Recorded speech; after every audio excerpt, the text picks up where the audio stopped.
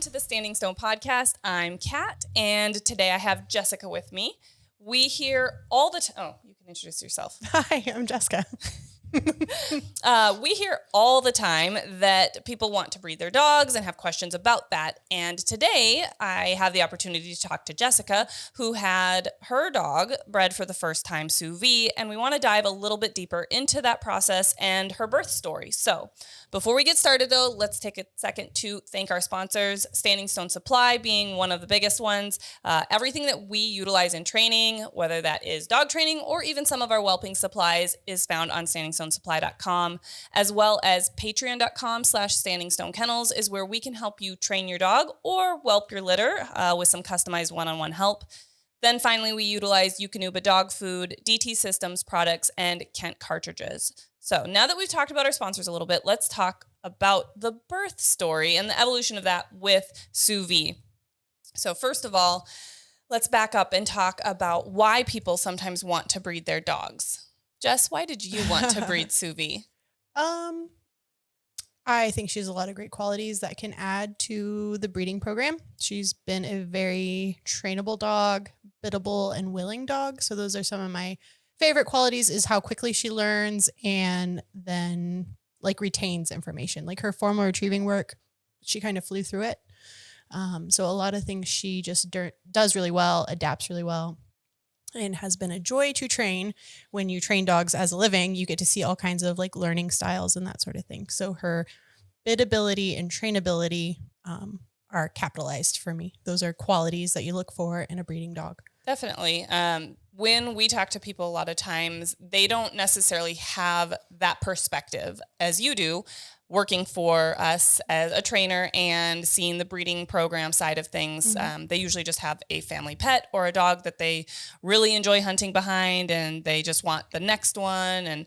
And that is typically their reason, or the reason of, well, I really want my kids to experience the birth story, our dog having puppies. Those can be some of the other reasons people look at breeding their dog.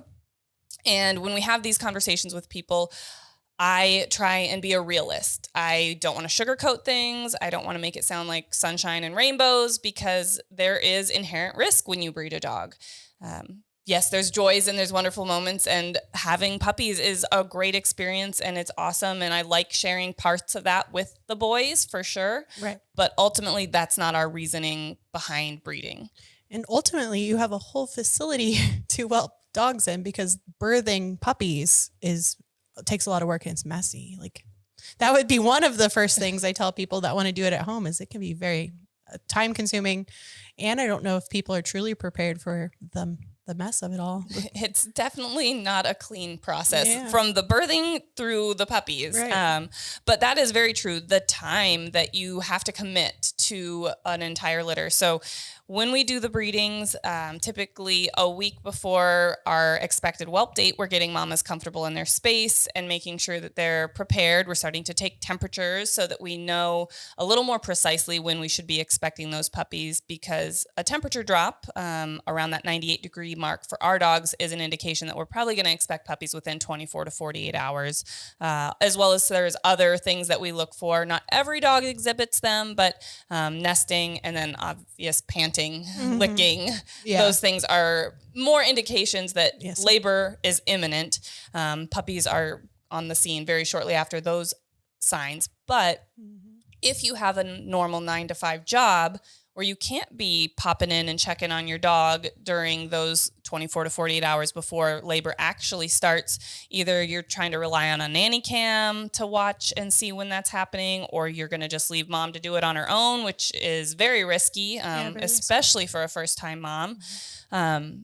So having the time to take off of work just for the whelping piece, and then to make sure mom is settled with those puppies for 24, 48 hours after that can be a lot. And then even just the amount of time that it takes to clean up after puppies and mama and whelping boxes, and then all the milestones as the puppies are growing, because it changes quickly from mom doing most of the work to us doing a lot of it for them. And that timeline changes, I think, for different moms, different personalities. but ultimately it always comes. Yeah, at some point, moms are ready to be done momming it. Yeah, Depending on the mom, it depends on the mom when that point happens. And I think litter size also plays a role. Sometimes moms are like, oh my gosh, I've been taking care of 11 puppies. I'm over it. Or they're like, oh, I've got my one puppy. They're my best friend. I'm just going to love you forever and ever. Yeah.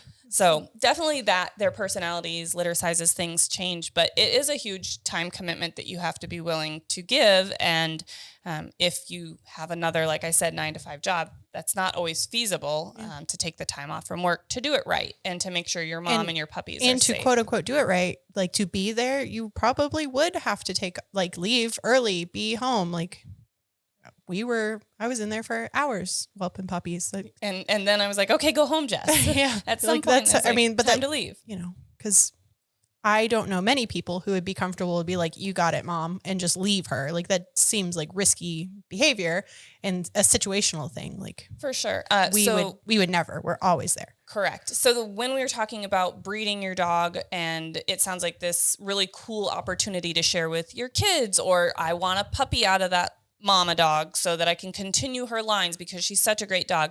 And ultimately that's why we decide to do breedings ourselves, is because we want to pass on those traits. They are quality dogs that we are wanting to have the next generation out of. However, it is part of our business plan to have a breeding program. But if it was just my personal dog and I wanted another great hunting dog, I would probably go back to the breeder that I got that dog from. Or another breeder that is breeding similar lines, similar characteristics, instead of taking the risk of my personal dog on with it's a risk, maybe less reward, in the sense of that's not my ultimate business plan and goal is to be a breeder. I just wanted to have a litter. Right. And the risks are not only for the mom, but also for the puppies. I mean, you've got your family favorite dog, and you're risking the potential of her life and her well-being to do the litter. It's not always the case that there's risks or that there's things that happen, but it is a potential. And then with the puppies as well, there's always the potential of loss of life in the process of breeding dogs. Birth is messy and it doesn't always go as planned. So I try and caution people that though having a puppy or having a litter out of your dog might sound cool in the moment, it is a lot of work and does carry risk. And if you were to lose all of the puppies, your mom could definitely be in a kind of spiral, in a sense, like she's depressed. She doesn't know where her puppies went. She's very worked up, has lots of milk production and no puppies to take care of. Or the opposite could happen, where you lose mom and have a litter of 10 puppies that now, oh my gosh, knock on wood. Yeah.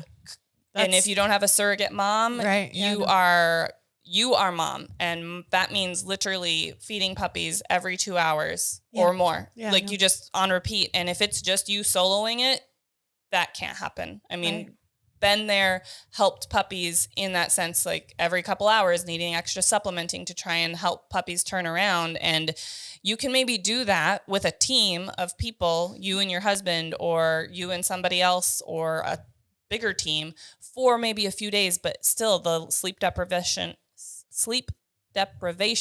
will wear on you and get to the point where it's unsustainable. Yeah, absolutely.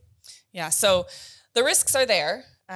We try and mitigate those risks as much as possible by being very observant and vigilant and aware of what's going on. So knowing what the labor stages are, what we should be looking for, and having mentorship. And so we had the opportunity to utilize another kennel when we were starting out to help whelp puppies and learn. Then we've learned over, another decade of breeding how this process goes, sharing that and teaching the people that work for us what to be looking for. So you and Sam and Tessa all have been able to really help out with the whelping process. Autumn, we actually have, and I'll pull it up here on YouTube, we have a whelping puppies playlist. It is a whole bunch of videos from multiple litters and how the whelping process went, signs that we were looking for, supplies that you need to have on hand,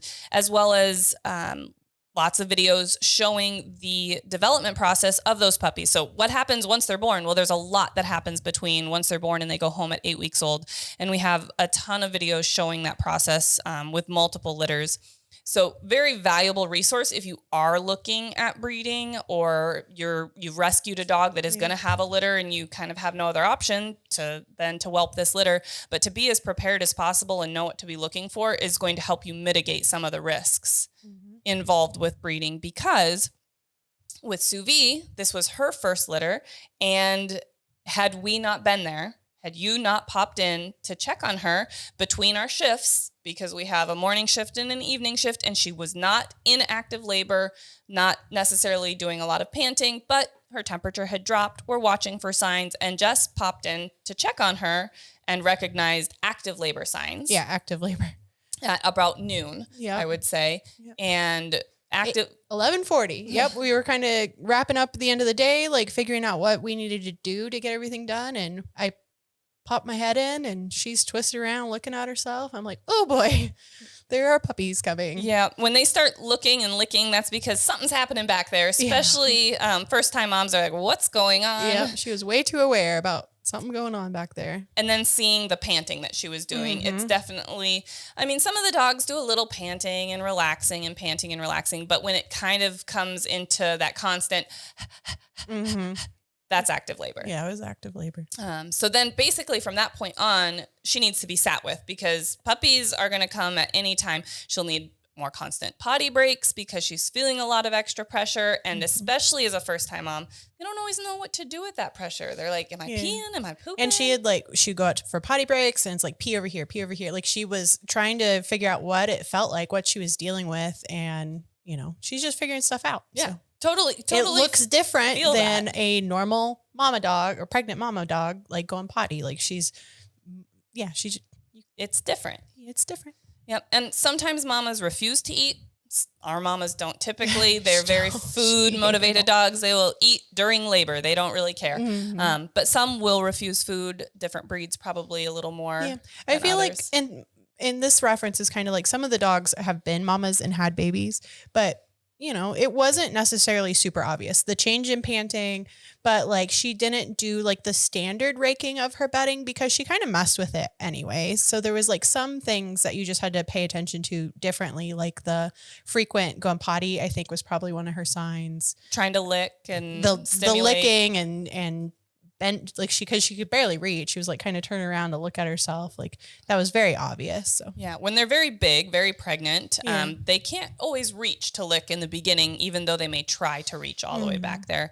But they're trying to figure it out. And we, as their breeders and their advocates, need to be very aware of what's going on. So that's where that vigilance, we have been very lucky and very fortunate in our breedings that we haven't lost a mama. We have not lost an entire litter of puppies.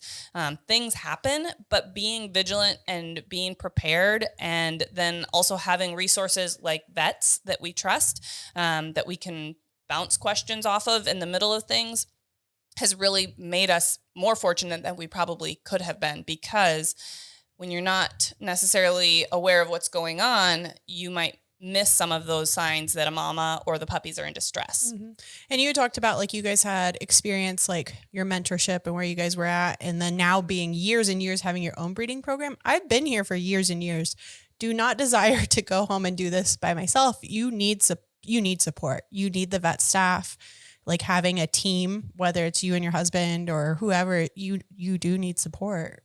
Because you need a break too sometimes. Whether, just to sleep. Like you better have a very good relationship with your vet team. Ideally it's you have your support of your breeder, like if you're jumping into this sort of stuff. But it's something that if I didn't have opportunity here with the kennel, I have noticed like it's a lot of work. Yeah. It's a lot of work. You get to see a lot of side risk. Of it. Yeah. It's a lot of work. And we also have the facility and the setup for it. The whelping boxes with the heated whelping nests. We have the doggy cams so we can see and check on things. And we have a whole list of documents to do these checks and balances. Make sure mamas aren't missing probiotics or calcium supplements or temperature checks. Make sure puppies are hitting their milestones, their daily weights. All of these things, when you do it right, is lot of documentation and a lot of handling and hands-on with these moms. So let's back up. We talked about recognizing initial labor signs at right before noon. So 11:40, let's say. Yep. Went out for a potty break at approximately noon, and she was pushing, feeling that uncomfortable feeling, and we saw a little puppy sack start coming out, and we're like, back to the whelping box. So at around noon, that's when that happened, and then we're sitting with her, but the puppy's not progressing, it's not progressing, and that is where being very aware of what's going on, and though it's her first litter, recognizing this seems like more of a struggle. She'd push and push and push, and then she was kind of crying. Yep, very uncomfortable, and then she'd quit. Yeah. So most of the time when these mamas, and not all mamas are the same, but when our mamas get to the point where they're very tough dogs, and when they start the pushing, they don't stop the pushing typically. Yeah. And she would push and then quit. Push and then quit. What's going on? Like, Suvi, I know. Keep going. And we were trying to encourage, and we tried all the things, getting her up, moving her around, getting her repositioned, threw on a glove and was trying to do a little bit of like stimulation and see what's going on. Do I feel any blockages, things like that? And called Ethan in. He has a little bit longer fingers, bigger hands, things like that. And he checked, and he actually found a vaginal septum. So it was a very thin piece of banding that was caught between the puppy's back legs. So basically was a straddled stirrup. Yeah, he was straddled over this piece of tissue that could not allow the puppy to progress any further. It's stopping here. And it was thin enough that we were able to clip it with sterilized scissors. And then we're like, okay, now this should be a go. We should just whoosh this puppy out. Still struggling. And we're like, what's going on? And then felt her a little bit more. And puppy was actually coming feet first, but back feet first. Yep, back feet first. And then, but upside down. So I consider that a true breech. I've only had one other true breech in. And I kind of explained what upside down is because, people are like, well, what's upside down to a puppy? So should be like spine to spine. So it comes out like a banana almost. Yeah, like so just whoop. This is the birth canal. Puppy's tummy should be going this way, whether it's head first or feet first, doesn't matter. They can come head first, they can come feet first, but as long as their spines, like you said, aligned, that curvature goes the same way. Because then everything bends the same way. Yeah, it's pretty easy to come out that way. But when puppy's sunny side up, if you will, so you've got that and that, which I'm kind of like, see, my arms don't even go that way. See, it's so difficult. But then that arch of that spine doesn't flex that way. Right. And mom's in distress, puppy's definitely in distress. It's now 2:30 and we've been working on this for 2.5 hours where we had already seen the protrusion of the puppy sack, and I'm getting anxious. I was like already kind of like, oh no, like this is, I was not, I prepped myself kind of for the worst. Like I kind of felt like, oh no, it's been so long. Like I had very big worries for that first puppy. I worried for that first puppy too, because that's a lot of stress for a little puppy to go through and we had seen the sack at like noon, and I'm like, it's been 2.5 hours and we still don't have a puppy here. And so I was getting anxious too, because that puppy sack, not only did we see the puppy sack at noon, I forgot to mention this. She was lick, pop that puppy sack. So this, her water is already broke on this puppy. Then we had the vaginal septum that we had to clear. Now we've got a puppy that is upside down. And a very tired mama. And a tired mom. She's been working hard. And so I've only had one other true breech puppy like this before on Piper's litter. And what you have to do is you have to be able to turn that puppy. So I've got my gloves on. I'm getting up there. You can't pull on that puppy hard. You have to be gentle because they're already under a lot of stress and fragile, and you can't just wrench on them. But I had to get up in there and turn that puppy, get up around shoulders and slowly turn that puppy. And as soon as that spine to spine curvature happened, then we had a puppy and we had a live puppy. Yeah. And Suvi started licking and licking. And she was like, I now know how to be a good mama from the get-go. That mothering instinct is an amazing, magical thing. Yep. She cleaned her babies really well. Really well. And we were like, okay, we need another puppy. And that happened actually very quickly. I feel like all of that laboring and contracting stacked the rest of those puppies up, just boom, boom, boom. Because it was like 30 minutes. It felt like it was very quick between those next. So puppy 1 to puppy 6 was just like every 30 minutes or less, we were having a puppy. Puppy. Yep. So that was from 2:30 till about 4:00. So at that point, we have the luxury of having an ultrasound machine. So we were like, where are we at? Are we done with puppies? Do we have more puppies? Check, puppies there. We can see heartbeat on that puppy. We can check what their heart rate is. Puppy is completely fine, happy, healthy, just chilling out, but not being born yet. So also Suvi's tired. She has worked really hard during this process to get that first puppy out. And because of the blockage and because of the breech, she was struggling. Once that happened, the rest of the puppies came very quickly. However, this last puppy was kind of lingering. I think you stayed until about 6. So another couple hours. She's still laboring on and off, but no more progress. And at that point, I was like, Jess, go home. You had to leave for a hunt test early the next morning. You'd already been here since 6. I'm here with Suvi. We can handle this last puppy. Another couple hours roll around and we still don't have a puppy. We'd given a couple doses of oxytocin. Per our veterinarian. He said, yep, give her a half cc. Usually when you do that, you see very immediate response. Right. We did another half cc, again, nothing. He recommended getting all those puppies latched as well to, have more natural oxytocin let down. Yeah, makes sense. So we were doing that. And then he asked, well, when did you give her any calcium? And we give Tums typically at the end of labor. However, because of as much laboring and stuff that she had, she'd kind of depleted her calcium stores. Yeah. And that's like new information for this litter from my experience. Mine as well. Put that in the tool bag, that calcium during is important, and especially with the oxytocin. Correct. Because every time we have a litter, I feel like we learn something new. Yeah. And want to share that information with everyone, because if we're not helping teach people, where are they going to learn this information from? We've been doing it for years and I finally just learned this information, because sometimes you don't know what you don't know. You don't know the questions to ask. And just as dog trainers, sometimes I don't think of the little subtle things that I'm doing to work with a dog should be passed on to somebody. And they're like, oh, well, I didn't even recognize you were doing this one small thing. And same with the vets. Sometimes the knowledge is so just natural to them. Yeah. They're like, I've known this for years. The first thing we learned in vet school, kind of that type of mentality that they're like, oh, I didn't really think I had to share that. But now it makes sense. If the calcium is depleted, oxytocin can't work. So we're just giving oxytocin. Because I knew she had oxytocin. I'm like, dang, there's still no puppy. Like I was a little worried then. Like after we had our big worry at the beginning and we had more puppies seem to easily come. And then that last puppy I kind of got real anxious about also. And I was getting there as well. So though this is your first litter and your personal dog, you had a lot of these, worries and thoughts and anxieties. And though we've been breeding for years, we still care about the moms and the puppies and the people, and they're not just a dog. They're not just for the breeding program. They're just not a tool. They're very important to us. Even though Suvi's not my personal dog, I still love Suvi and love her for you and would hate for anything to happen to her and her puppies. So definitely was getting on the edge of anxious for you and for her as well. So gave some more Tums, let puppies latch.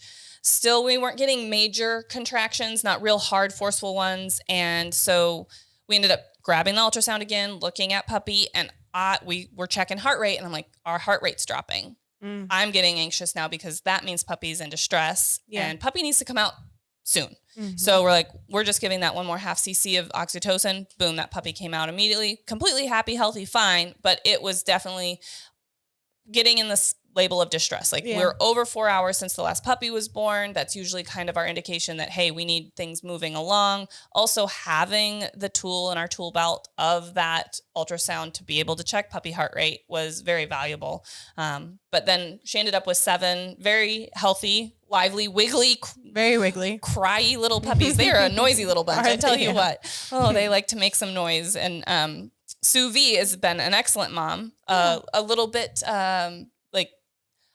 She definitely wants her puppies in the whelping nest with her. She's got demands.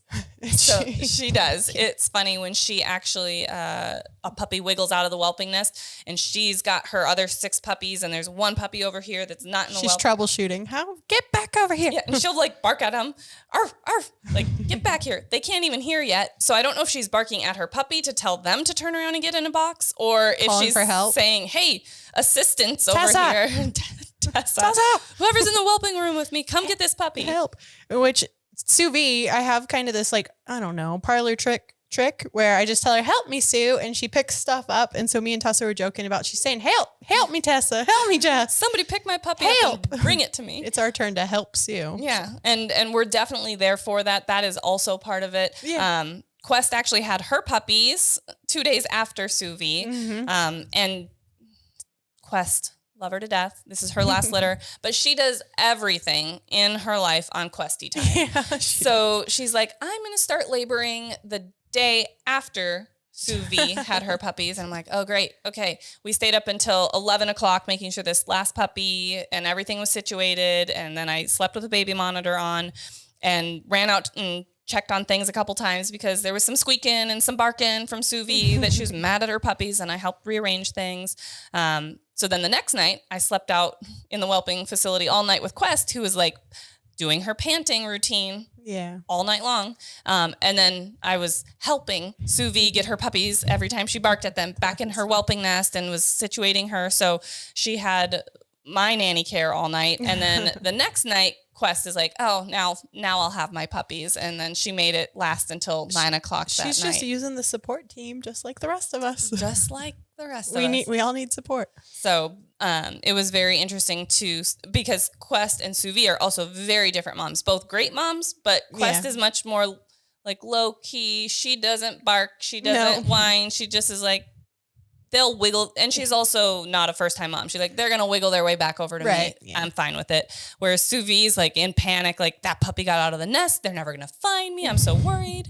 But she's doing great. Her puppies are gaining like crazy. They're just I feel like she's not had a lot. She has not. Which is not normally. And I don't know if it's like first time mama, like high milk supply, or just some moms super attentive. Like, don't you dare leave me. She's probably a combination of things. So every mom is different. Yeah. Quest's puppies, they all had immediate birth drops. So having weight loss in the first 24 hours for a lot of our litters isn't uncommon, even in actual human babies. Yeah, I think that's it's pretty common, pretty normal to have a percentage of loss in that first day. And sometimes they may not lose more, but they don't get back up above birth weight because of that initial drop for a few days. Like even the Trick Singleton puppy. Now with Suvi's though, she's like got the fattiest milk known to man or something because all of her puppies, even from day one, had immediate gains. And I was like, yes.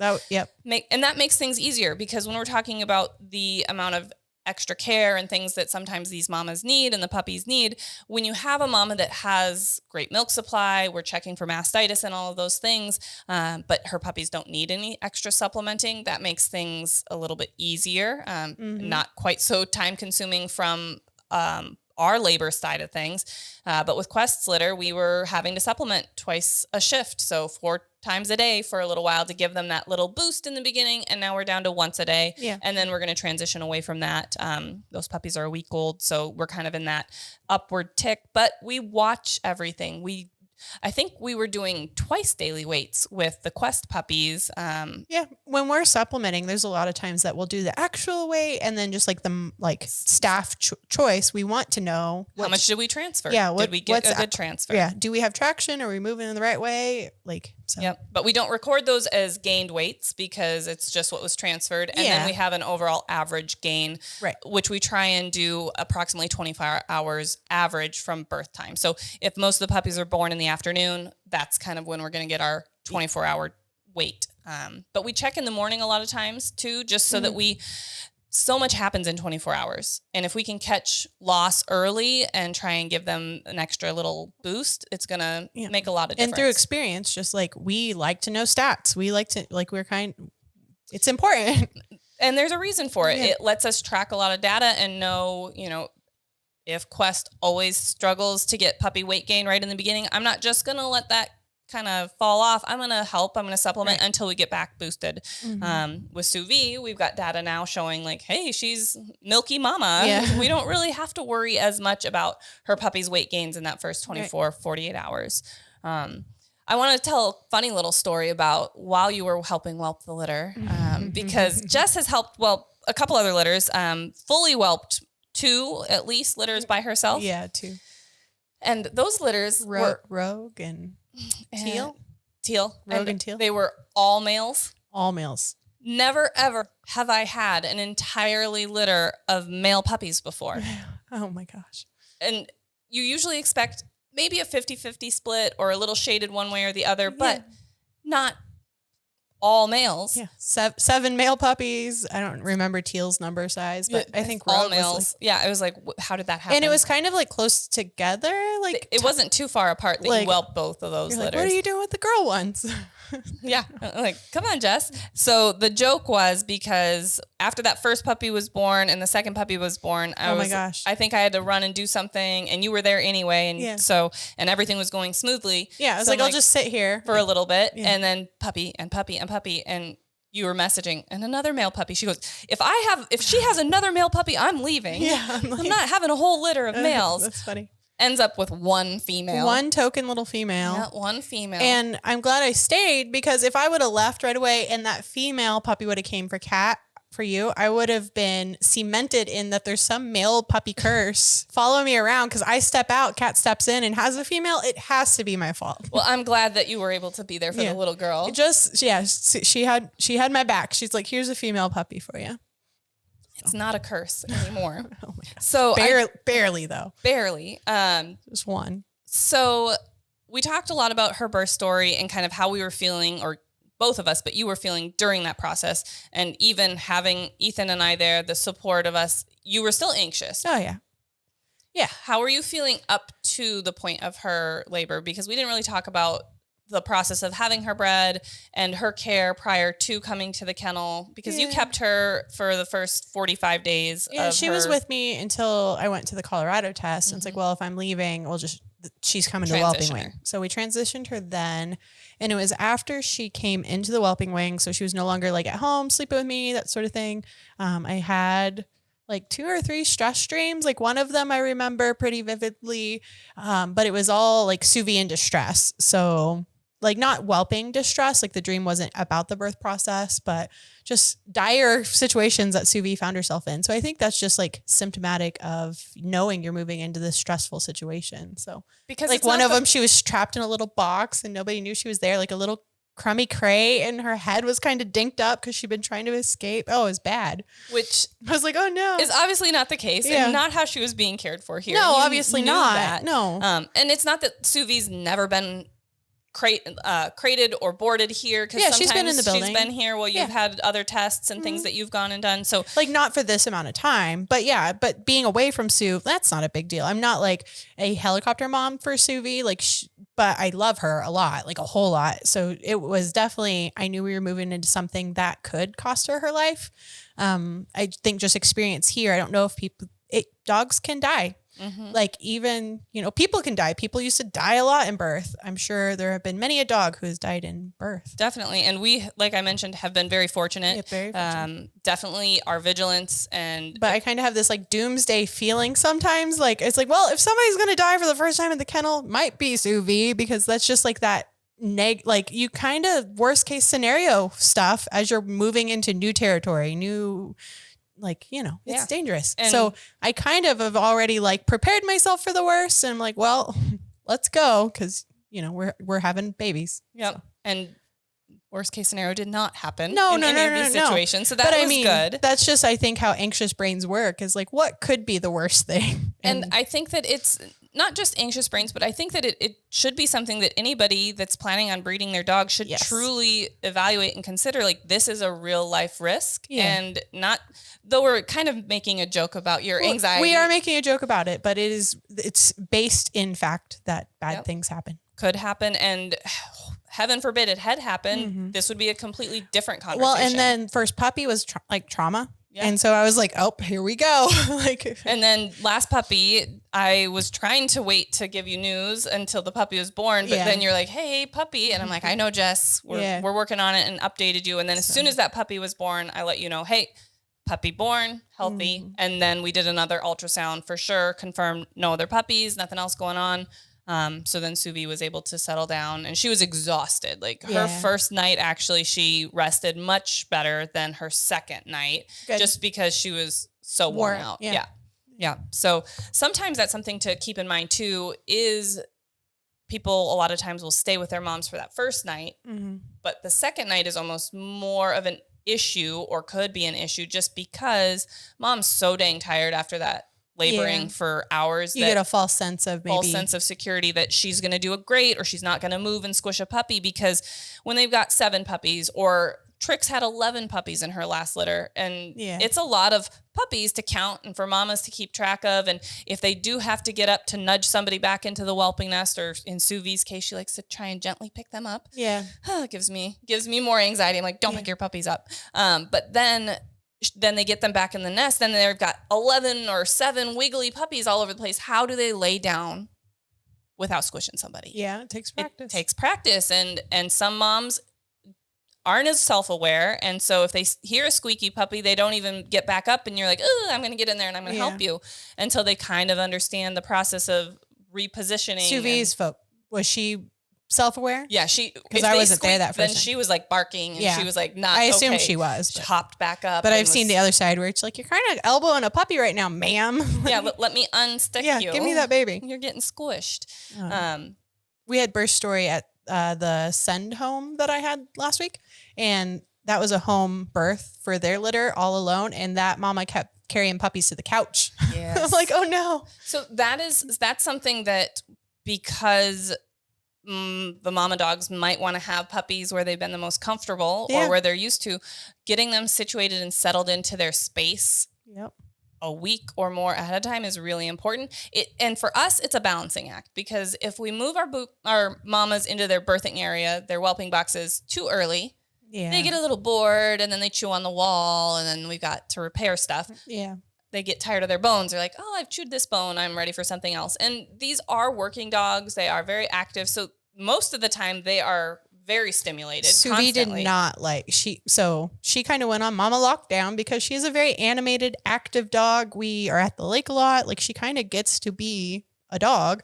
And I'm like, now even before she got dropped off, you were on lockdown, ma'am. There's lots of check cords, and we're not jumping in and out of the trailer and the truck and all the things. She's a very vertical girl. She can load up and load out. And so we try and mitigate some of those high impact things with our mamas. We do a lot of treadmill time still, so that they can burn off some energy, stay active, which is healthy for them. But we're not doing free runs anymore. We're not jumping up and down out of the truck. We want to make sure that they're safe and healthy.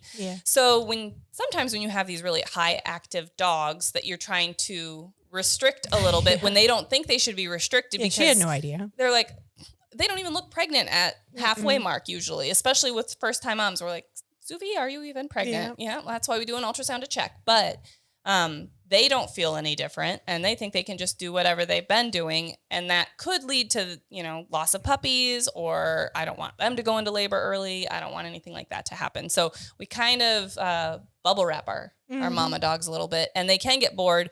So we don't want to move them into their boxes too early, so that they boredom chew things, but early enough that then they can get comfortable and settle there, because we don't need them picking up puppies thinking they're taking them to the couch, which we don't have a couch, but taking them somewhere to put them where they'd rather have them. I don't think Suvi was destructive. She did like to mess with her whelping mat, which can be us watching for labor signs. So. And I even remember while we were whelping with her, she got so mad at those whelping nests and like biting it and like trying to tear it. And she was probably having labor pains and very animated with her nesting behaviors. And that made her feel better to tear up a whelping nest or a whelping mat. And she's kind of messy drinker. Like, she likes to blow bubbles and puts her face in. So they've had to they give her half full buckets. So she can't blow bubbles everywhere. She just makes a mess a little bit.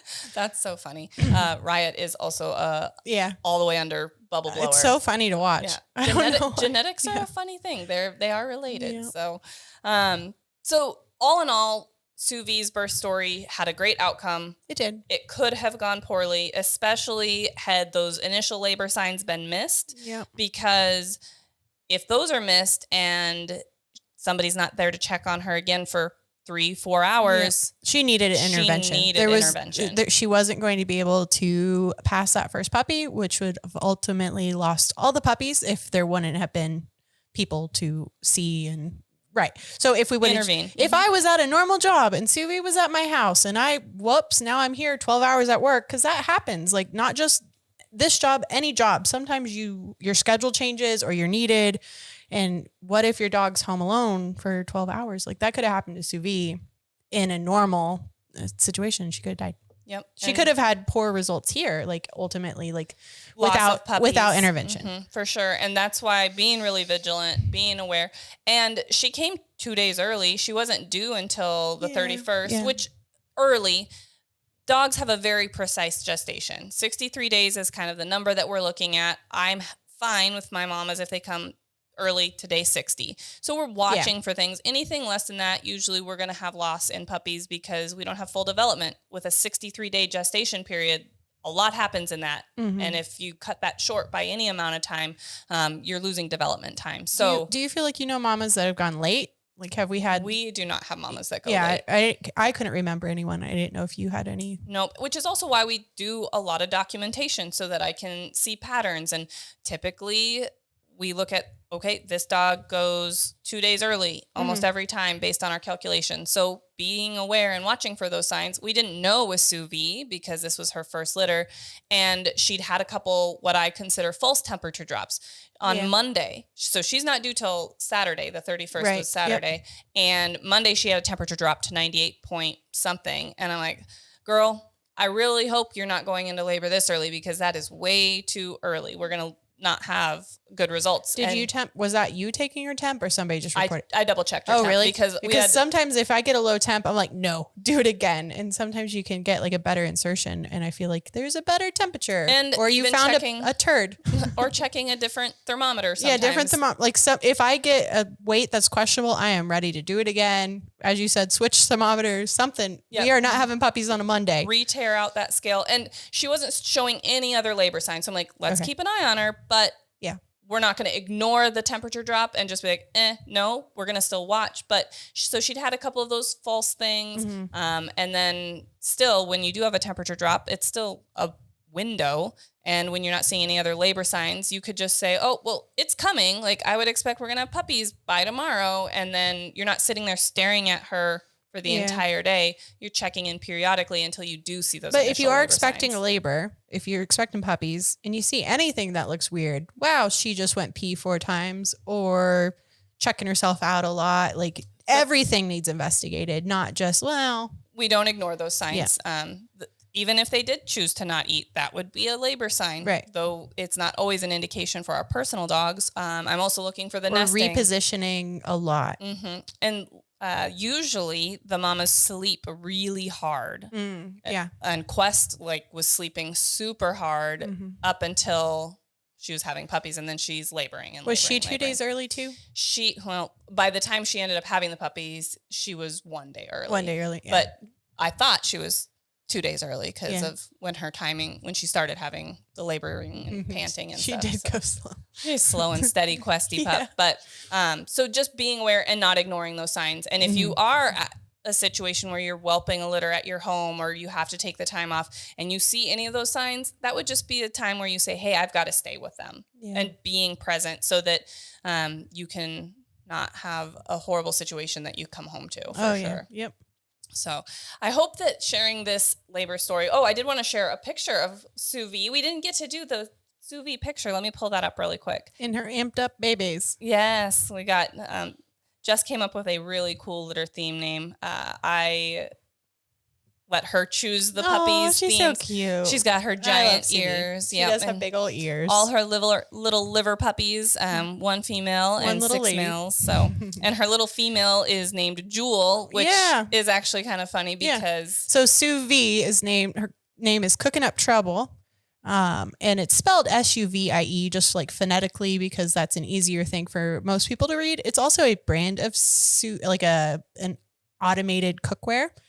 And then Jewel these are all like electricity themed names, but Jewel, the same spelling, is also a Suvi device. So, and I didn't know that small until you world. told me that. I didn't know that until we had already named her Jewel. Yeah. So. And anytime I voice to text about Suvi updates, it always does it. Suspied. Yep. And I'm like, no, erase, retype. Suvi. But Puppy there Sue. she is with her puppy. She's doing a great job. The other kind of interesting thing about puppies that I don't think people always know is with our short hairs, they are all born white with their patches. And then that ticking, or like Suvi is roan, comes in as they get older. And all of these puppies are going to be very roan. Rony balonies, balonies. like her and her daddy, like Suvi and Doc, because they are very dark. And if you follow us on social media, I'm getting ready to take their week-old puppy pictures today and posting those. Nice. And then they'll get weekly updates, and you'll be able to see that really cool color change over the time period of